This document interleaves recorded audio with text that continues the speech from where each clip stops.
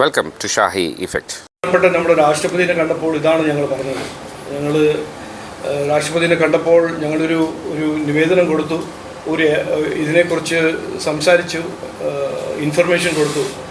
അപ്പോൾ രാഷ്ട്രപതിയും ഇതന്നെ ചോദിക്കുന്നത്, എങ്ങനെയാണ് ഇത്ര സ്വർണവും ഇതെല്ലാം ഉള്ള ഒരു അമ്പലം, റൂൾസ് എല്ലാം ഉള്ളൊരു സംവിധാനത്തിന് എങ്ങനെയാണ് ഈ സ്വർണം കൊള്ളാവുന്നത്? ഇതൊരു കറക്റ്റ് നല്ലൊരു പ്രശ്നമാണ്. അതുകൊണ്ടല്ല ഞാൻ പറഞ്ഞത്. ഞങ്ങൾ ആദ്യത്തെ ദിവസം മുതൽ പറയുന്നത് എന്താണ്, ഇത് ഇൻവെസ്റ്റിഗേഷൻ നടത്തണം, ഇത് സെൻട്രൽ ഏജൻസി നടത്തണം.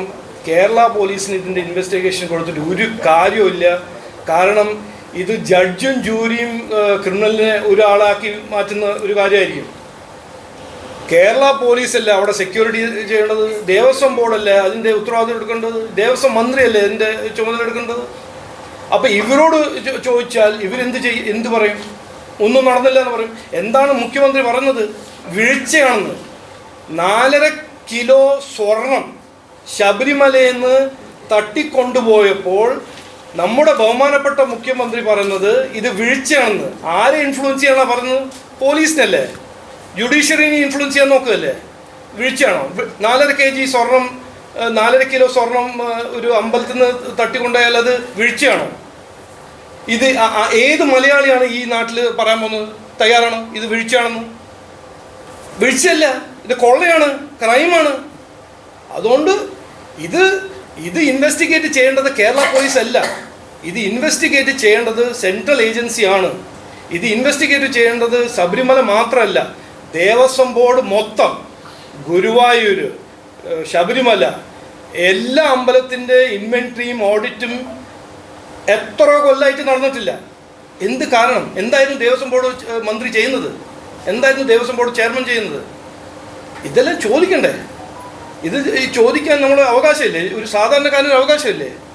എന്നിട്ട് ഇത് പറയുമ്പോൾ ഇത് വീഴ്ചയാണ്, വർഗീയവാദിയാണ്, ശബരിമല പോയാൽ ഞാൻ ഞാൻ നമസ്കരിക്കില്ല, ഇതാണോ പറയേണ്ടത്? അല്ല, എൻ്റെ ഫേവറേറ്റ് ഡയലോഗ് എന്നെ പഠിപ്പിച്ചത് നമ്മുടെ മുഖ്യമന്ത്രിയാണ്. ശകല ഉളുപ്പുണ്ടെങ്കിൽ രാജിവെക്കണം.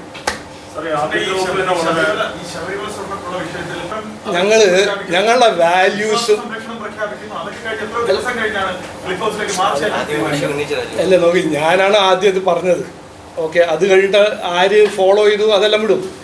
ഇത് ഞങ്ങളൊരു റേസായിട്ട് കാണുന്നില്ല, ഒരു പൊളിറ്റിക്കൽ വൺ മാൻ അപ്ഷിപ്പ് ആയിട്ട് കാണുന്നില്ല, ഞങ്ങൾ ഇതൊരു അവസരവാദ രാഷ്ട്രീയമായിട്ട് കാണുന്നില്ല.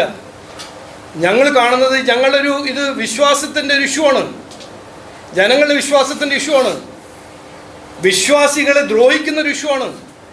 ഇതിലെന്ത് റേസ്? ഇത് 100 മീറ്റർ റേസാണോ? റേസ് അവരാദ്യം ചെയ്തു, ഞങ്ങൾ രണ്ടാമത് ചെയ്തോട്ടെ. അയ്യപ്പൻ സംഗമം സർക്കാരല്ല ആദ്യം നടത്തിയത്, അതുകൊണ്ട് അവർക്ക് ഗുണം കിട്ടിയാവും. ജനങ്ങൾ ഇവിടെ നോക്കൂ, വിശ്വാസം എന്ന് പറഞ്ഞാൽ, ട്രസ്റ്റ് എന്ന് പറഞ്ഞൊരു ഇഷ്യൂ എന്ന് പറഞ്ഞാൽ അത് ജനങ്ങൾ കൃത്യമായി മനസ്സിലാക്കും. ഏത് ഗിമ്മിക്കും ഏത് നാടകം നടത്തിയാലും അതൊന്നും നടക്കാൻ പോകുന്ന ആ കാലം കഴിഞ്ഞു. അത് KC വേണുഗോപാലോ രാഹുൽ ഗാന്ധിയോ പ്രിയങ്ക ഗാന്ധിയോ പിണറായി വിജയനോ ഏത് ഇവിടുത്തെ നേതാവായിട്ട് ഇവിടെ നാടകം ചെയ്യാൻ നോക്കിയാൽ അതിന് ജനങ്ങൾ മാറ്റിവെക്കും. അത് അവരോട് ചോദിക്കും. Thank you for watching.